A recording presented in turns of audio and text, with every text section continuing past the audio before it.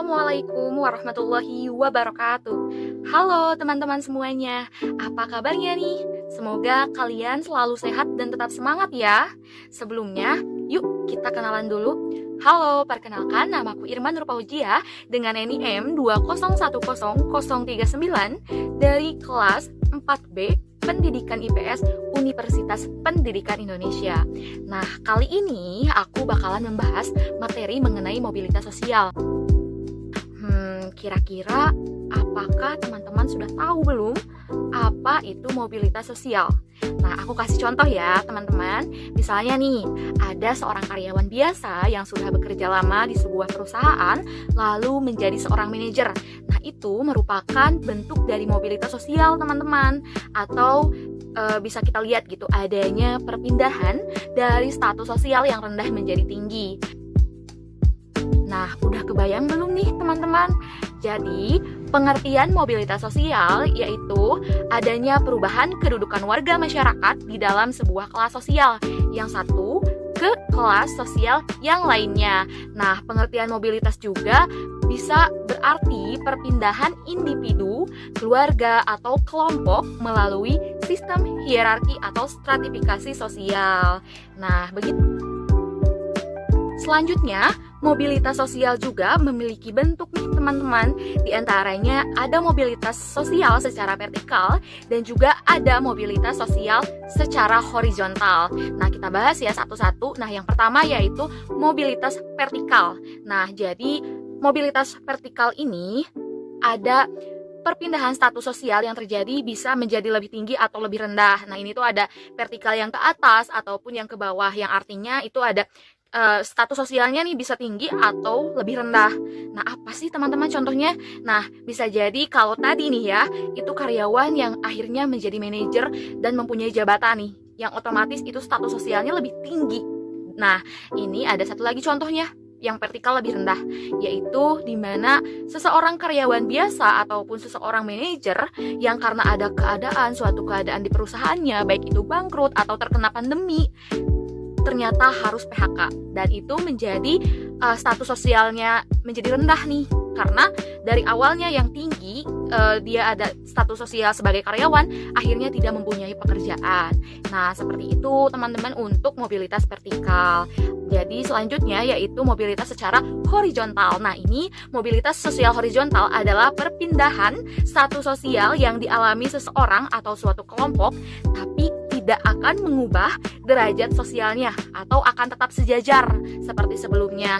Nah, biasanya hal ini tuh terjadi kayak seorang penduduk atau salah satu warga negara atau salah satu pekerja gitu ya, itu melakukan perpindahan warga negara yang otomatis jadi pindah lokasi, pindah tempat tinggal ya teman-teman, tetapi dia tetap melakukan pekerjaannya sebagai yang sebelumnya. Misalnya nih, seorang guru di suatu pedesaan tertentu, atau misalnya seorang guru di suatu pedesaan A berpindah kepada suatu pedesaan B, tetapi dia tetap menjadi seorang guru. Nah, seperti itu teman-teman untuk mobilitas secara horizontal dan tidak adanya penurunan maupun penaikan. Selanjutnya, teman-teman, adapun faktor pendorong yang membuat mobilitas sosial itu terjadi. Nah, apa saja sih? Nah, yang pertama yaitu adanya faktor struktural. Pada mobilitas sosial ini berkaitan dengan kesempatan seseorang untuk dapat menempati sebuah kedudukan serta kemudahan untuk memperolehnya. Nah, yang kedua yaitu adapun faktor individu. Selain faktor struktural terjadi, mobilitas ini juga bisa disebabkan karena adanya faktor individu, baik dapat dilihat dari segi sikap, pengetahuan, dan keterampilan, karena manusia ini lahir dengan sifat dan ciri khas masing-masing ya teman-teman. Nah, tapi di Indonesia faktor pendidikan masih dianggap sebagai social elevator atau dijadikan sebagai sarana yang dapat membuat seseorang menjadi pribadi yang berkualitas dan dapat meningkatkan status sosialnya di masyarakat. Nah, lalu selanjutnya apa nih? Ada faktor apa lagi gitu? Nah, selanjutnya yaitu faktor ekonomi, di mana faktor ini menjadi pendorong terjadinya mobilitas sosial lainnya, yang baik di Indonesia maupun di negara mana saja, kondisi ekonomi akan sangat mempengaruhi terjadinya mobilitas sosial. Kondisi ekonomi yang baik membuat masyarakat mudah memperoleh modal pendidikan dan kesempatan yang lebih baik lainnya. Nah, selanjutnya yaitu ada faktor politik. faktor pendorong lainnya yaitu faktor politik. Nah, kenapa sih harus faktor politik? Nah, faktor politik ini bisa menjadi pendorong mobilitas sosial karena situasi politik dari suatu negara yang stabil atau tidak stabil itu akan mempengaruhi kondisi keamanannya gitu teman-teman. Dan tentunya ada hubungannya dengan ketersediaan dan kemudahan dalam menjalankan aktivitas bahkan pekerjaan. Nah, yang terakhir yaitu adanya faktor kependudukan. Nah, kenapa sih faktor kependudukan bisa menjadi faktor pendorong terjadinya mobilitas sosial? Ya karena faktor kependudukan ini akan bertambah gitu dari waktu ke waktu. Nah, jadi sayangnya gitu kalau di Indonesia adanya pertambahan tersebut bisa mempersempit lahan permukiman dan bisa meningkatkan kemiskinan.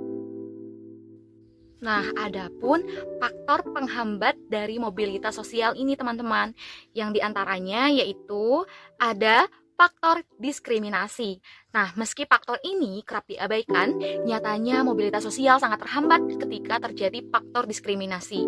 Nah, bagaimana sih faktor diskriminasi ini? Nah, faktor diskriminasi ini bisa saja merupakan sikap yang membedakan perlakuan terhadap sesama karena adanya perbedaan di antaranya yaitu suku, ras, agama, dan golongan. Nah, biasanya faktor yang membedakan ini sangat berdampak besar dan mengakibatkan konflik yang kemudian menghambat pada mobilitas sosial. Nah, lalu selanjutnya atau yang kedua yaitu faktor kemiskinan. Sama halnya dengan faktor diskriminasi. Nah, faktor kemiskinan juga mampu menghambat terjadinya mobilitas sosial. Masyarakat yang mengalami kemiskinan bahkan kesulitan mencari penghasilan juga otomatis akan sulit gitu untuk mencapai status tertentu gitu, baik itu status yang lebih baik ataupun status yang lebih tinggi karena kemiskinan. Nah, biasanya penyebab terjadinya faktor kemiskinan ini adalah tingkat pendidikan yang rendah.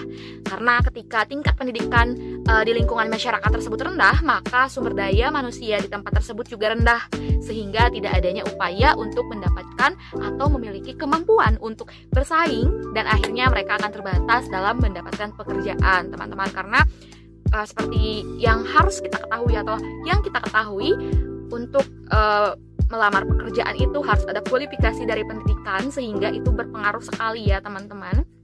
Lalu selanjutnya nih yang terakhir mungkin ya teman-teman, yaitu adanya faktor stereotip gender. Sekali lagi, faktor stereotip gender. Jadi ini tuh faktor penghambat yang terakhir ya. Nah, ini sangat berdampak juga pada mobilitas sosial karena ternyata faktor ini tuh sebuah faktor yang dapat membeda-bedakan jenis kelamin atau posisi sosial antara laki-laki dan perempuan. Nah, banyak sekali yang beranggapan bahwa derajat laki-laki lebih tinggi dibandingkan perempuan, dan hal ini sangat bisa berpengaruh gitu terhadap mobilitas sosial menjadi terhambat gitu karena memang terkadang ada juga bisa membeda-bedakan antar status sosial laki-laki dan perempuan. Nah, itu dia teman-teman dari faktor penghambat mobilitas sosial.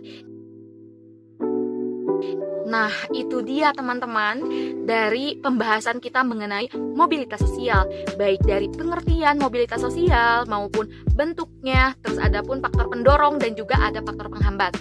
Sehingga dapat kita simpulkan bahwasannya mobilitas sosial ini terjadi ada di sekitar kita dan memang kita bisa merasakan bahwa perpindahan status sosial baik itu dari yang rendah menjadi status sosialnya tinggi maupun sebaliknya, dan ada pun yang tetap sejajar gitu, tetap melakukan status sosial seperti sebelumnya gitu dan tetap sejajar. Dan itu dia yang bisa saya sampaikan. Semoga materi kali ini dapat membantu teman-teman dalam memahami apa itu mobilitas sosial. Dan juga semoga di lain kesempatan kita bisa masih bertemu lagi ya teman-teman untuk membahas materi lainnya. Terima kasih, mohon maaf apabila ada kesalahan kata maupun perbuatan. Dan juga saya izin pamit undur diri. Wassalamualaikum warahmatullahi wabarakatuh.